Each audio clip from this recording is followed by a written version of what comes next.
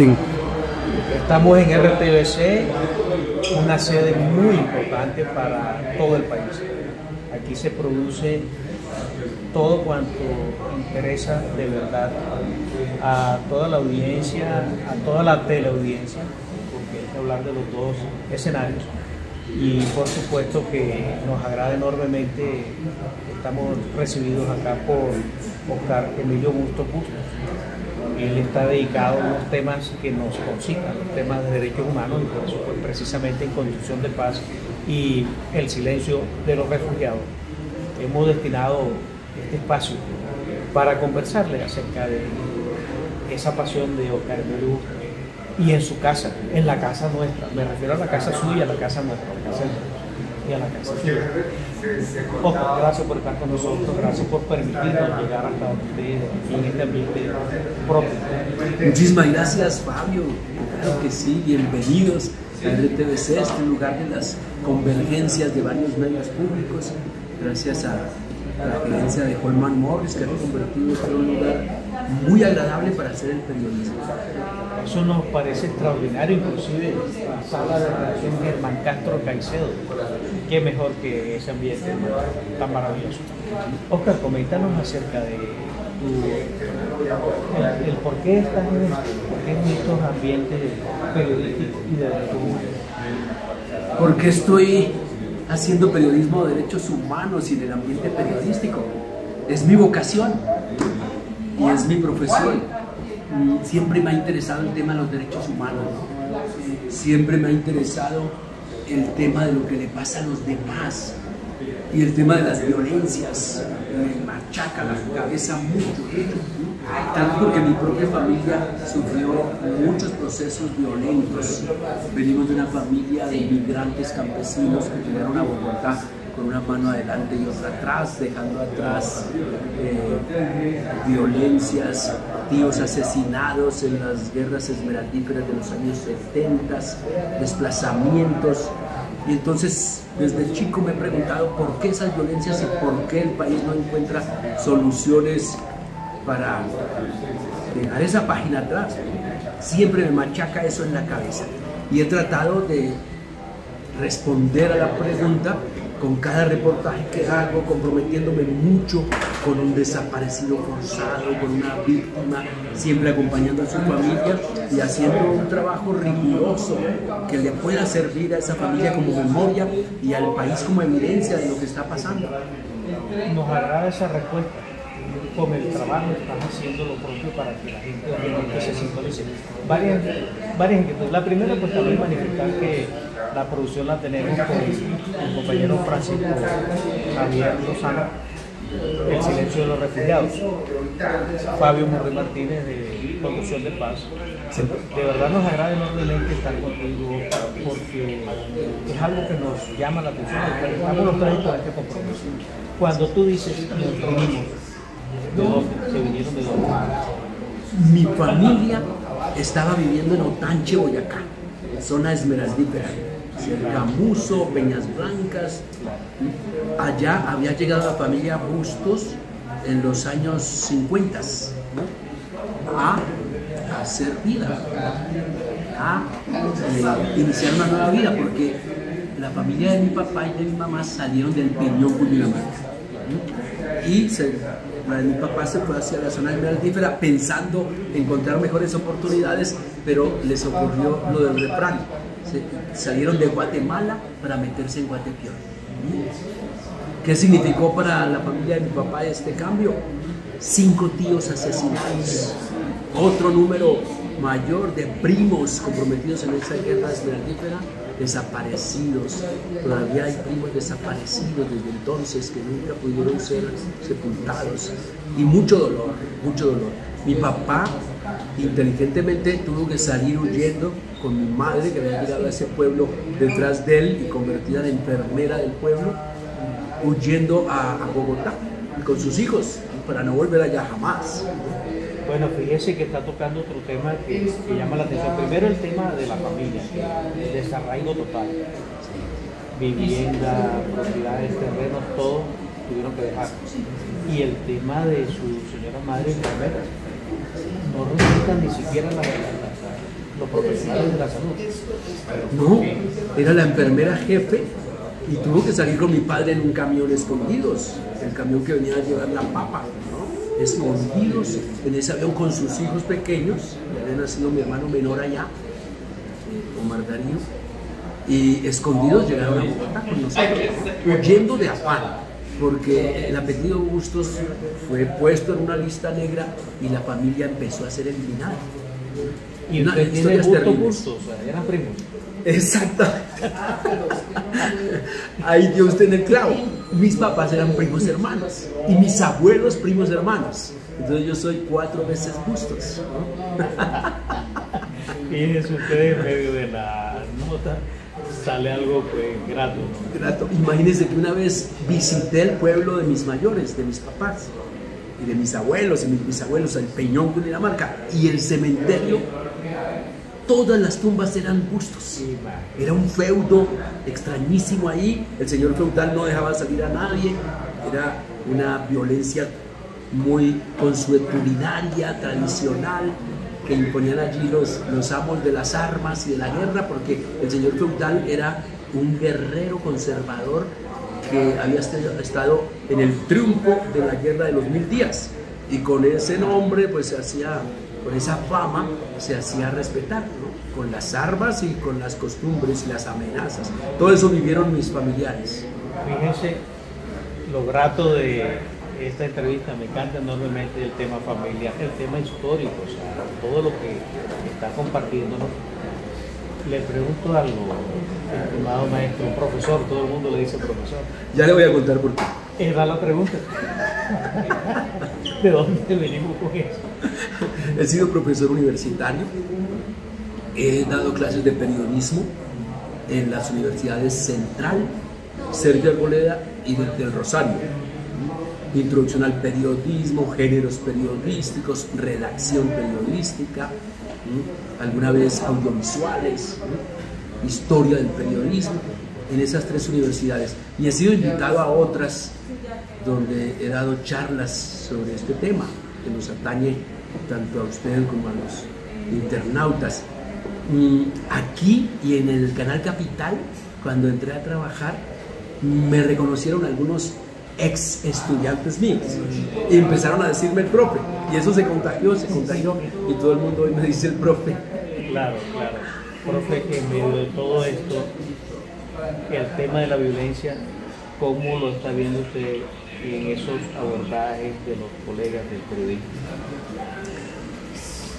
Pues habría que hablar de 2 momentos, ¿no? Sí, antes del gobierno del cambio y después. Pues también habría que hablar de cómo la violencia es utilizada en los medios privados y cómo es manejada también en los medios públicos. Sí. Que hay ciertas diferencias. Yo trabajé también en Caracol y en RCN, ¿no? Y ahí hay una presión constante para hacer notas violentas.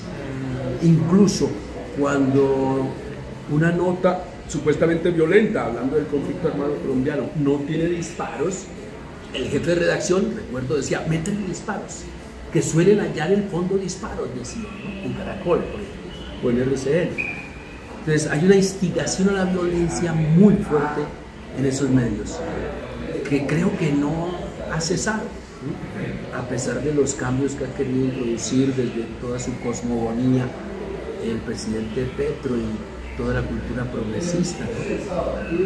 Ya en los medios públicos, trabajé en el canal del Canal Capital, gerenciado por Holman Morris entre el año 2011 y 2015, y ahora en RTBC llevo año y medio.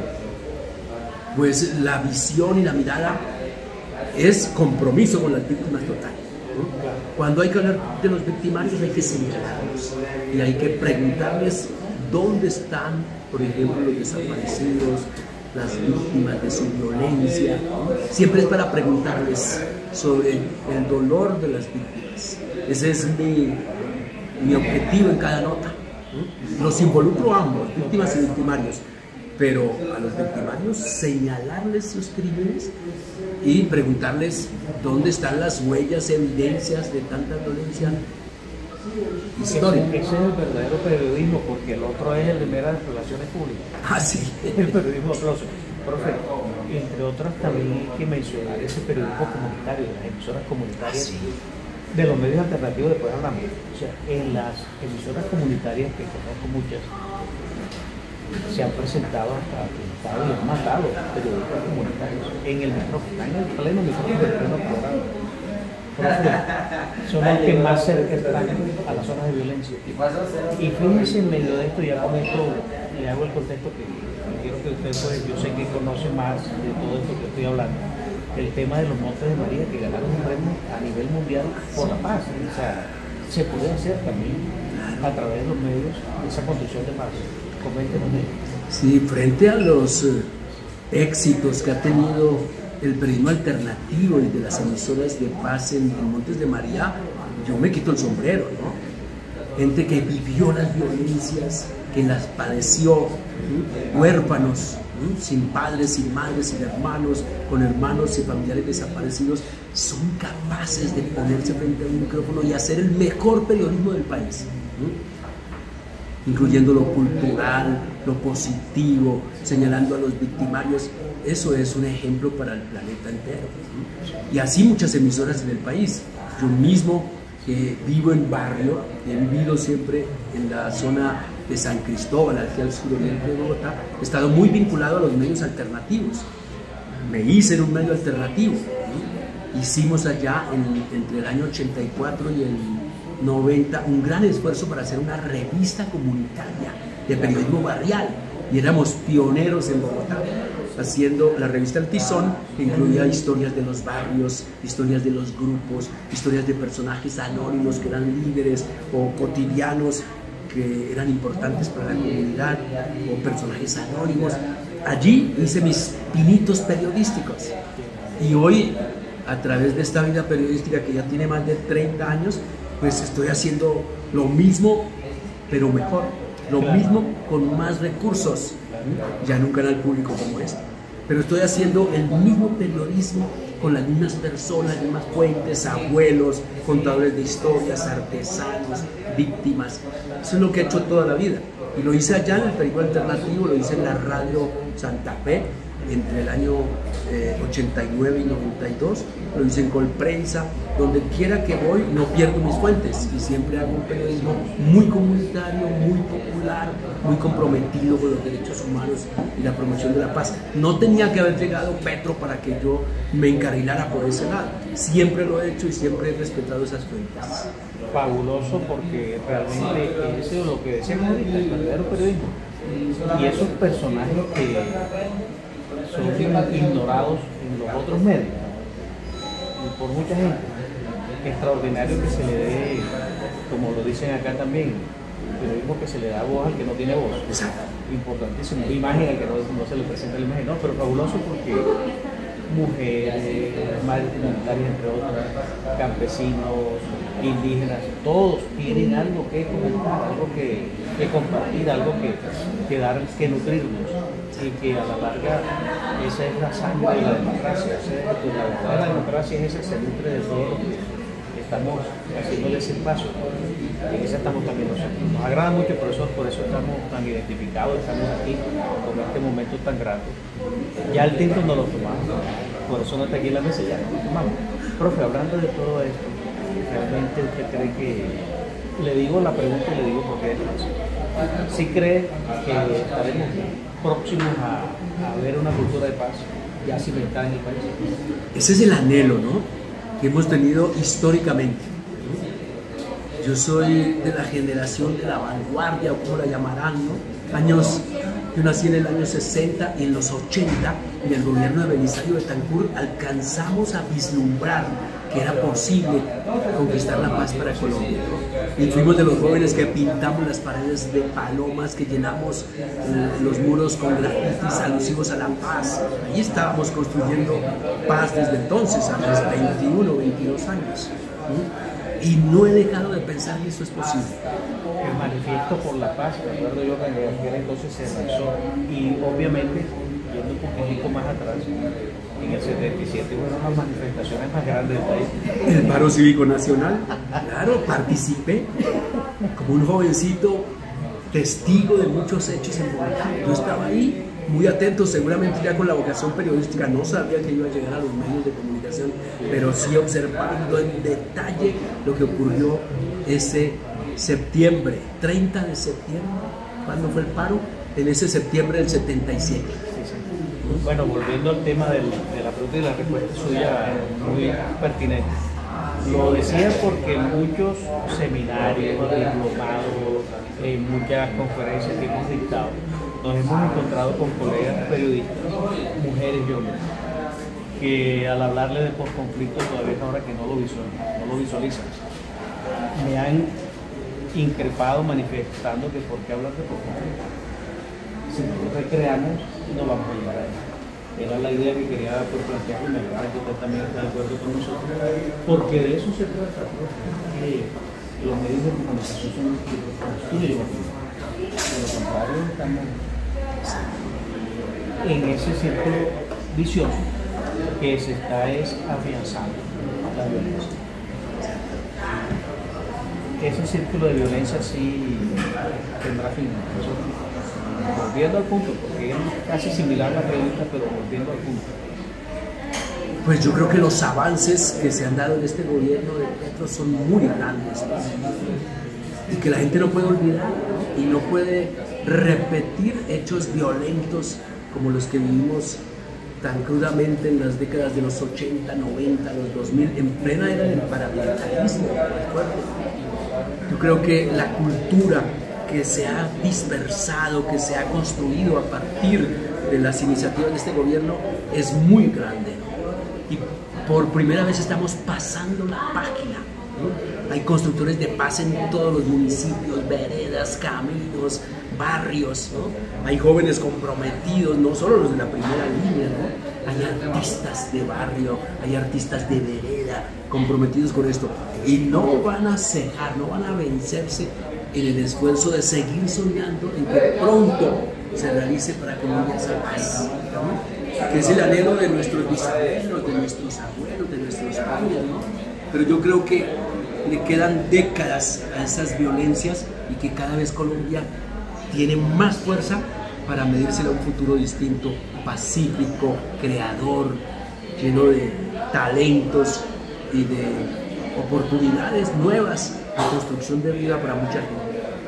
Profe, yo también soy, digamos, de pronto amante de la paz, por supuesto, y con esa visión de que sí pronto tendremos pues, ese escenario en el que de pronto ya no lo vemos nosotros, sino nuestras futuras generaciones. Pero, profe, le comento algo, o sea, ¿qué opina usted de la oposición que tenemos? Es cruel, es violenta, ¿no? En cualquier momento puede pasar a las armas otra vez, ¿no? Pero se ha dado cuenta de que hay un pueblo que clama la paz, un pueblo creador que no quiere repetir esas páginas oscuras de violencia, de difuntos, de viudas, de desapariciones. Cada vez el pueblo es más consciente, ¿no? De que no puede repetir esos hechos, ¿no? Y con las oportunidades académicas que está dando este gobierno, hay muchos jóvenes que están encarrilándose hacia una cultura de la paz. Déjeme pensar así porque es mi generación la que siempre ha anhelado esta paz que estamos construyendo. Sí, estamos de acuerdo y por supuesto que somos conscientes de ello. Cuando a los escenarios académicos pues se va dando esa receptividad maravillosa, desde niños inclusive, educando desde los niños, los jóvenes, eso pues, fabuloso. Lo que ocurre es que estamos viendo una realidad que era lo que comentaba, el tema de ese choque que hay y esa manera de falsear las noticias. Mire usted que tenemos candidatas más falsas que una moneda de cuerpo. O sea, por favor, ¿hasta cuándo vamos nosotros como colectivo periodístico a dejar que siga haciéndose, que siga dándose? Creo y vale la pena que hagamos una culpa, ¿no? O sea, yo me lo hago. Estoy permitiendo que en el periodismo se quede, que estoy permitiendo que esas noticias sean las que están en el horario que sea. Imagínense, lo ponen a las 7 de la noche. lo ponen en el mediodía, la gente está almorzando y sale sin decir el nombre. Yo sé que más de uno va a saber a quién me refiero. Es que dicen por ahí, es que hay un chisme. Oiga, esos son un dirigente. Entonces, el llamado es a que por lo menos el periodista que esté allí, que esté cubriendo, que apague la cámara, por favor, porque enfoque otro escenario más serio. El llamado es ese, profe. Sé que ustedes están haciendo una buena labor, por eso estamos aquí. Y caramba, los felicitamos. Desde el Servicio Paz y Justicia en América Latina, que representamos acá en Colombia, y la Agencia Mundial de Prensa, pues le estamos entendiendo ese, digamos, golpe de pecho y de espalda, decirle, estamos con ustedes. O sea, estamos con ustedes, sabemos que la tarea no es fácil. El construir paz es fácil. Es más fácil dañar, es más fácil la guerra que la paz. Sigamos en ello, profe, y fíjese que uno de los principales, digamos, pilares que tenemos es el de la no violencia activa, digamos. Eso con Adolfo Pérez Esquivel, que es nuestro presidente en el Servicio Paz y Justicia en América Latina, lo venimos trabajando. Se están dando diplomados inclusive en toda Latinoamérica. Estamos desde México hacia Argentina y Chile. Profe, usted con sus clases, pues sabemos que está logrando mucho. Háblenos de ese logro, de qué tanto ha conseguido en su clase. Bueno, yo voy con Ryszard Kapuscinski, Kapuscinski y García Márquez y Germán Castro Caicedo. No, es que tenemos una tradición de grandes periodistas en el mundo y en Latinoamérica. Kapuscinski, que dice que el que no es buena gente no es buen periodista. Exactamente, empezando por ahí. Empezando por ahí, nadie puede ser buen periodista si no es buena persona. Y yo trato de llevar esto a su realización, ¿no? Que es ser buena persona y ser periodista, buen periodista al mismo tiempo, ¿no? Es estar abierto a hablar con toda clase de personas, ¿no? Generalmente personas que han sido señaladas, estigmatizadas, sacadas, les han dado el portazo por la cara en los otros medios, ¿no? Es estar dispuesto a recibirlos, a escucharlos y a volver noticia o historia o relato lo que nos cuentan, ¿no? Y a encontrar las evidencias, las otras miradas de un abogado, de un juez, hasta del victimario sobre el mismo hecho. Tratamos de abrir ese espectro noticioso para hacer un periodismo riguroso. Eso va junto, ser buena persona y ser buen periodista. La ética va de la mano. Profe, nos lleva al tema de la JEP. ¿Cómo ha visto ese desarrollo en la JEP? ¿Qué tanto se ha logrado? Y con la Comisión de la Verdad, que ya Francisco Ruth rindió su informe.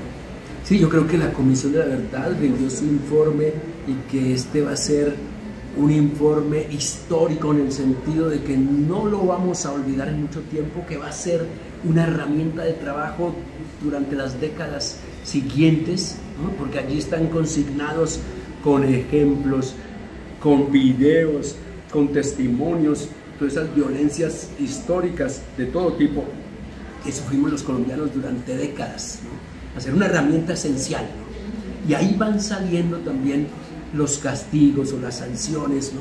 Se la ha cuestionado mucho a la JEP porque no ha señalado sanciones para los victimarios, pero creo que primero debe haber también esa reflexión sobre los daños que culturalmente todos nos hicimos, ¿no? Ese es como el mensaje de la JEP, ¿no? Que cada cual reflexione a sí mismo sobre qué nivel de aporte hizo a la violencia, ¿no? Y reflexionando sobre eso, pues corrijamos esos destinos que nos señalaban.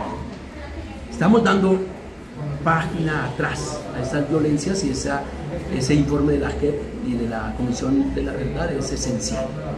Fundamental, sí señor. Entre otras, el tema ya más concreto dentro de la violencia contra la mujer, la violencia dentro del conflicto. Es bastante delicado. ¿Qué conoce de ello? ¿Qué nos puede decir de ello? He hecho varias historias sobre violencias contra las mujeres, ¿no? Me acuerdo de doña Blanca Meneses, ¿no? Víctima de violencias porque le desaparecieron sus hijas, 3 hijas, ¿no? En la vereda del Placer, en Putumayo. Pero esta señora se ha heroizado en el sentido de que las buscó incansablemente, siendo desaparecidas forzadas hasta que encontró sus restos. Y se los hizo entregar en un acto público oficialmente en el gobierno de Santos, 10 o 11 años después de que habían ocurrido los hechos. Pero asimismo he hecho historias con mujeres violadas en la guerra, muchas, siempre incluyendo la reflexión. De lado y lado. Sí. De lado y lado. No se escapa nadie. Exacto. Del lado de las violencias de izquierda radical, del lado de las violencias de las derechas radicales, siempre hemos tenido como ese equilibrio, y yo puedo mostrar informes de violencias de las FARC como de violencia de los paramilitares, porque no podemos ocultarnos esas violencias que han sido de lado y lado, claro que sí. Sí, totalmente. Bueno, realmente nos trae al caso ya más actual, el que vota las botas, y el caso de Luz Marina Bernal. Ya para ir concluyendo, que tampoco queremos quitarle tanto tiempo, que está en su escenario. Ah, no, la violencia de Polo Polo se pasó. Este señor violentó las memorias, violentó la dignidad de las víctimas al hacer ese acto terrible de arrojar en una canasta de la basura las botas, ¿no? La justicia está tratando de reparar eso y hacerlo, obligar a volver a poner esas botas en su lugar, y que la gente se encargue de ponerlo en su lugar, ¿no? Merece un castigo, ¿no? Que pierda su curul, ¿no? Que jamás vuelva a aparecer en los escenarios públicos. Eso es lo que esperamos. Y con doña Luz Marina Bernal, a la que he entrevistado desde hace mucho rato en varias historias, tanto en Canal Capital como aquí en la BBC, pues mi agradecimiento y mi acompañamiento en ese dolor tan intenso de todas las madres de los falsos positivos y madres de desaparecidos forzados en el país, tema al que también he dedicado muchos de mis reportajes. Totalmente. Bueno, profe, seguimos con esta mirada tan amplia, y gracias por compartirnos sus vivencias, sus experiencias, toda esa experticia. Ya lo sabe el profesor Oscar Emilio Bustos, que está manejando todo este tipo de información aquí en RTBC. Excelente, y gracias por recibirnos en este escenario. La producción del compañero Francisco Javier Lozano, y la conducción, dirección Fabio Morrey Martínez, Construcción de Paz, la Agencia Mundial de Prensa y el Servicio Paz y Justicia en América Latina. Muchas gracias por haber estado conectado con nosotros.